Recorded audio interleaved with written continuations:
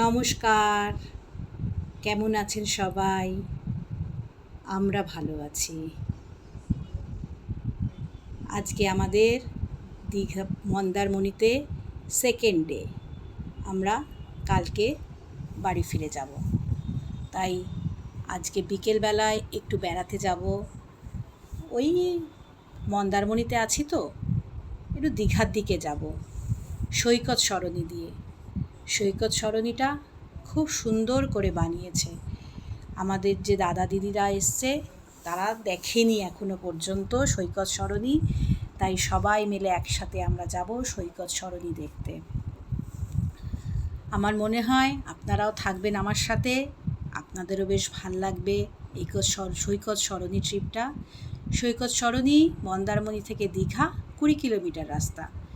এই রাস্তাটাকে দুভাগে ভাগ করা হয়েছে।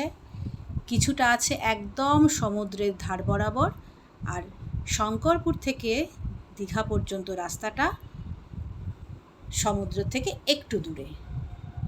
কালকে যেমন বলেছিলাম মেঠো রাস্তা দিয়ে আমরা হোটেলে ঢুকছি, আজকে সেই মেঠো রাস্তা দিয়ে আমরা হোটেল থেকে বেরোচ্ছি। এখন বিকেল 4:30 বাজে। সূর্যি মামা অস্ত্র যেতে বসেছেন।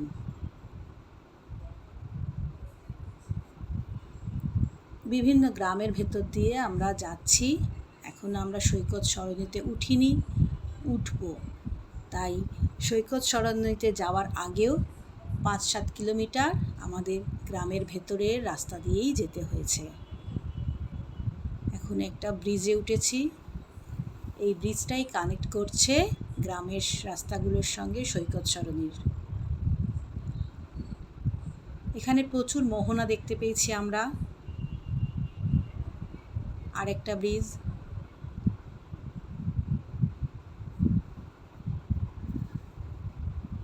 আমরা এগিয়ে চলেছি সৈকত সরণির দিকে।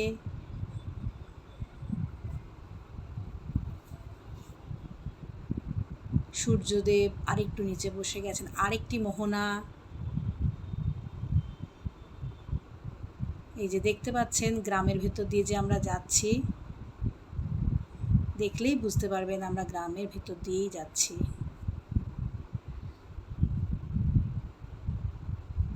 আমি, আমার হাজব্যান্ড এবং আমার মেয়ে একাধিকবার এই রাস্তা দিয়ে এসেছি, তখনও রাস্তাটা কমপ্লিট ছিল না। এখন দেখছি পুরোপুরি কমপ্লিট হয়ে গেছে রাস্তাটা। তবে কিছু কিছু জায়গায় এখনও কাজ চলছে রাস্তা তৈরির। নতুন নতুন দোকান তৈরি হচ্ছে। এটা একটা বাজার এরিয়া গ্রামের।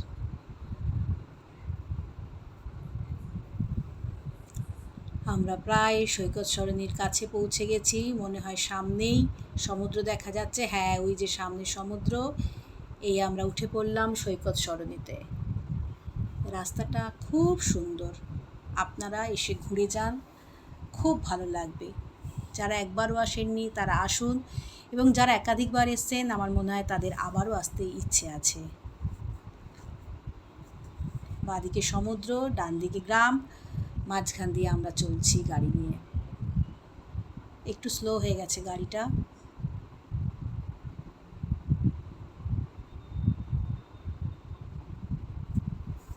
চলছি তো চলছি, চলছি তো চলছি, একটুও বোর লাগছে না।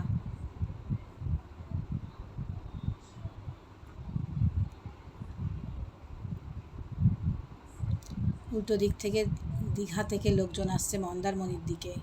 আমরা মন্দারমণি থেকে যাচ্ছি দীঘার দিকে, সামনে আসছে দীঘা থেকে লোক মন্দারমণিতে। কি সুন্দর করেছে বলুন রাস্তাটা, খুব ভালো করেছে। জানেন তো, এই রাস্তাটা যখন হচ্ছিল তখন আমরা প্রথম গাড়ি নিয়ে রাস্তায় এসেছিলাম, এবং গাড়িটা না আমাদের মাটিতে বসে গেছিলো। তখন মাটির রাস্তা ছিল। গ্রামের লোকেদের সহযোগিতায় সেইবারে মাটি থেকে গাড়িটা আমরা তুলতে পেরেছিলাম। মেঘ করেছে অল্প অল্প। ওয়েদার ফোরকাস্টে আছে একটু বৃষ্টি হবে।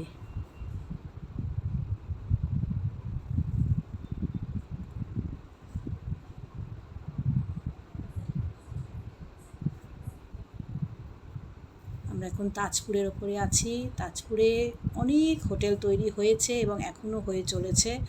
আমরা প্রথম যেবার তাজপুর এসেছিলাম সেবার মাত্র 2টো হোটেল ছিল। এবার আমরা ভেতরের রাস্তায় ঢুকে গেছি।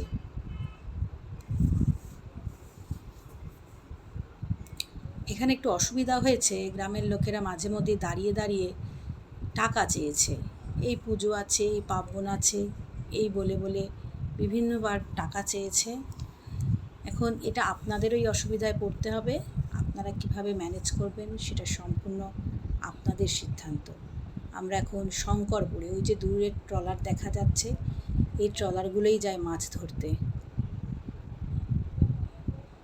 আর একটা ব্রিজ,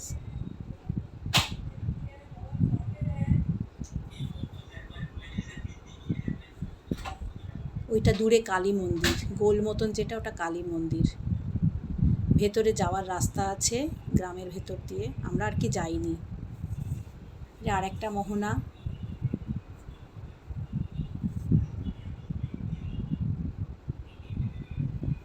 ভালোই, কিন্তু এই রোড ট্রিপটা দারুণ লাগবে, দারুণ এনজয় করবেন আপনারা সবাই।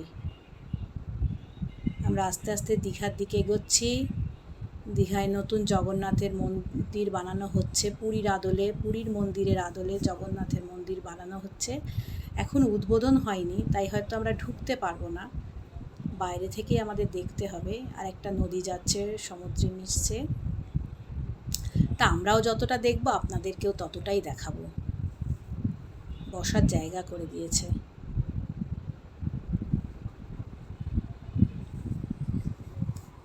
এই রাস্তাটা একদম গিয়ে দীঘাতে মিশেছে, যেখানে দীঘার প্রবেশদ্বার আছে ওল্ড দীঘাতে, সেখানেই গিয়ে রাস্তাটা মিশেছে। রাস্তাটা 20 কিলোমিটার লম্বা। আমরা এই যে চলে এসেছি দীঘাতে। এইটা হচ্ছে জগন্নাথ দেবের মন্দির। আজ তাহলে এই পর্যন্ত, টাটা।